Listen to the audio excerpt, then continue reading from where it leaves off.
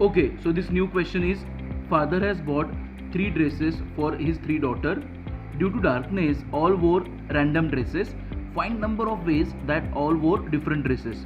Question का मतलब क्या है कि फादर ने 3 बच्चों के लिए 3 ड्रेस लाए, बट बिकॉज ऑफ डार्कनेस हर एक ने रैंडमली ड्रेस पहना, मतलब they may be wearing same, they may be wearing different, मतलब हर एक ने हर एक का पहना होगा या अलग अलग पहना होगा. We need to find such condition in which all are wearing different dresses. मतलब ए ने ए नहीं पहना, बी ने बी नहीं पहना, सी ने सी नहीं पहना. In short we want to find mismatch condition. We want to find mismatch condition. Now let us see the solution. Imagine करो 3 डॉटर ए बी सी है और उनके actual dresses small A small B small C है. A का real dress small A, B का real dress small B, C का real dress small C. Now 3 dresses for 3 people can be shuffled in 3 factorial, that is 6 way. याद रखो फंडा, 3 people on 3 chairs 3 factorial, 3 number on 3 places 3 factorial. So 3 dresses for 3 daughters can be shuffled in 3 factorial which is 6 way. अब वो 6 way कौन से?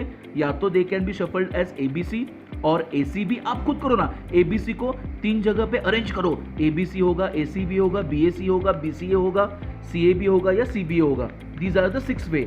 अब आपको क्या फाइंड करना है कि मिसमैच. अब ये A ने A का पहना है, this is matching.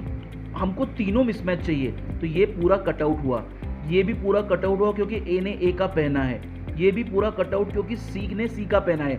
We want all 3 to be mismatch. ये भी मिसमैच. ये I think this is the perfect condition क्योंकि यहाँ पे A अलग है, B अलग है और C अलग है. This is also a perfect condition क्योंकि A ने अलग पहना है, B ने अलग, C ने अलग. This is out of picture क्योंकि B ने B का पहना है.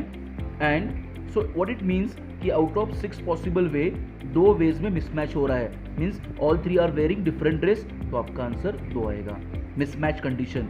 A वेगळं, B वेगळं, C वेगळं, या 2 ठिकाणी घडतंय, या 2 ठिकाणी आपणास घडतंय, तर हे 2 आपले उत्तर येणार. Now this question is, you have a car system, that is car which actually has 5 tires.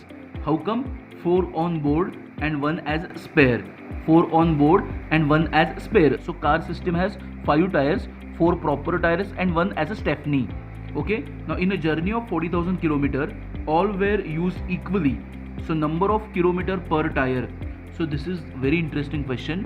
It is like आप 40,000 किलोमीटर कवर कर रहे हो, लेकिन कार को तो 4 टायर रहते हैं, बट ये जर्नी आपको 5 टायर से कवर करनी है इक्वली. मराठीत आलटून पालटून आपल्याला काय करायचं आहे, अवेलेबल 5 टायर जे आहेत we have to kind of use them as a shuffle.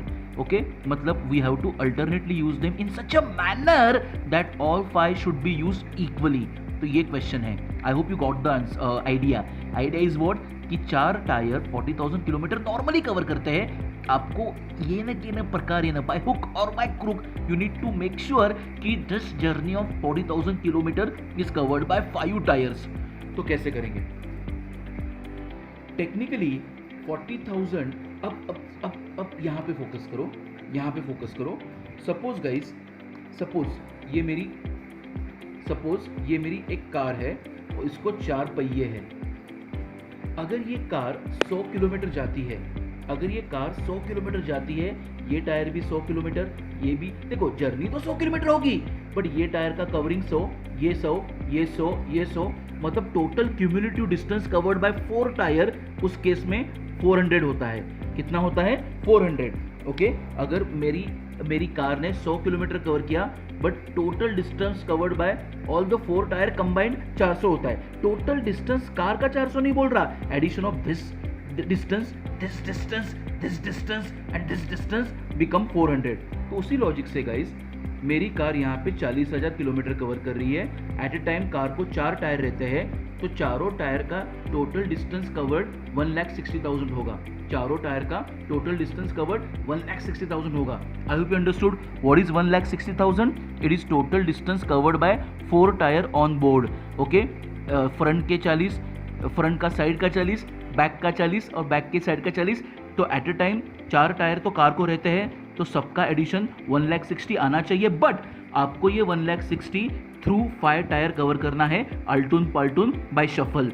Equally हमको डिस्ट्रीब्यूट करना है। तो 1,60,000 अगर 5 टायर में आप डिस्ट्रीब्यूट करोगे तो हर एक टायर के सिस्टम को 32,000 आएगा। तो every tyre should cover how much distance in that journey, 32,000।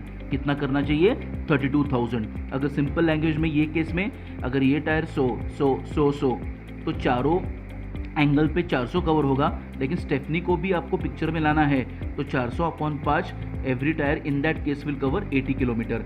Total 400 4 system पे होता है, but if I want to cover this 400 through the means of 5 tyre equally, तो हर एक टायर कितना कवर करेगा, 80 kilometre. Okay, so this question is 23 people attended meeting, we need to find number of handshake. 23 people attended meeting, we need to find number of handshake. So this is the question. Now number of handshake, it is very difficult for me at this juncture क्योंकि ये permutation combination का concept है and I am trying to teach you without PNC. So I am taking a risk but we will be successful क्योंकि मैं आपको formula बोलूँगा shortcut, चंद्री Kittur style shortcut formula.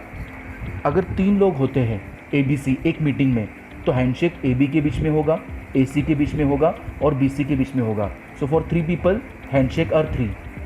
अगर 4 लोग होते हैं एक मीटिंग में and everybody is shaking hand with every other person तो हैंडशेक होगा AB के बीच में, AC के बीच में, AD के बीच में, because out of 4 choose 2 at a time, out of 4 choose 2 at a time, BC के बीच में, BD के बीच में और CD के बीच में। तो 4 लोगों के लिए 6, 3 लोगों के लिए 3, अगर आप 5 का भी लेते तो 10 आता। लर्निंग के लिए आप 5 का लेते तो 10 आता। So now the conclusion tells you 3 के लिए 3 विच इज़ 3 × 2/2, 4 के लिए 6 विच इज़ 4 × 3/2, 5 के लिए 10 विच इज़ 5 × 4/2। तो अगर शॉर्टकट फॉर्मूला आपको चाहिए, so for n people number of handshake is n × n-1/2। अगर चाहता तो मैं आपको डायरेक्टली आंसर बोल सकता था, but I wanted to show you some experiment. लेकिन एज अ स्टूडेंट आप याद रखो, नंबर ऑफ हैंडशेक का प्रश्न आया, so formula n × n-1/2, formula n × n-1/2। If n people shakes hand with every other person, what is the shortcut formula, n × n-1/2। तो question में अब 23 लोग पूछे हैं तो 23 × 22/2। अगर 15 लोग होते तो 15 × 14/2, अगर 9 लोग होते तो 9 × 8/2। सो repeat with me, n people number of handshake n × n-1/2। in this case answer is 23 × 22/2। now this question asks you algebraic kind of factorial equation, 1 × 1 factorial plus 2 × 2 factorial plus 3 × 3 factorial plus ...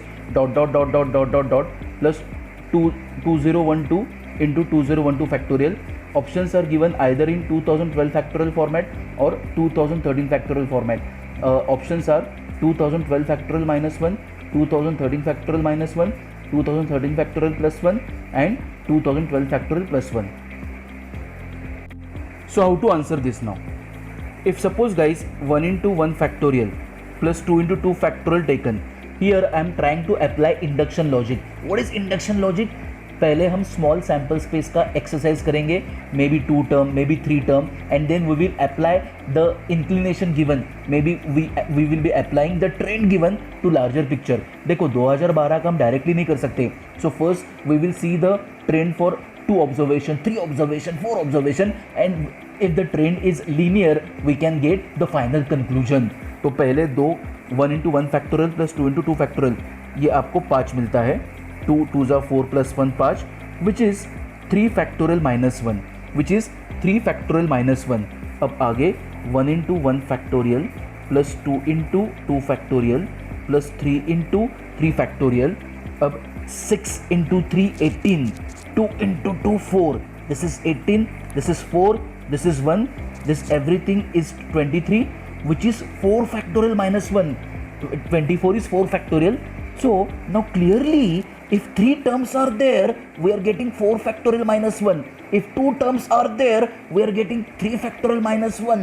now for 2 terms 3 factorial, for 3 terms 4 factorial. So our question has the extreme limit of 2012. My answer must be 2013 factorial -1. So what is the trend? If n terms are there, my answer for this kind of pattern, if n terms are there, my answer for this kind of pattern will be n + 1 factorial -1, n + 1 factorial -1.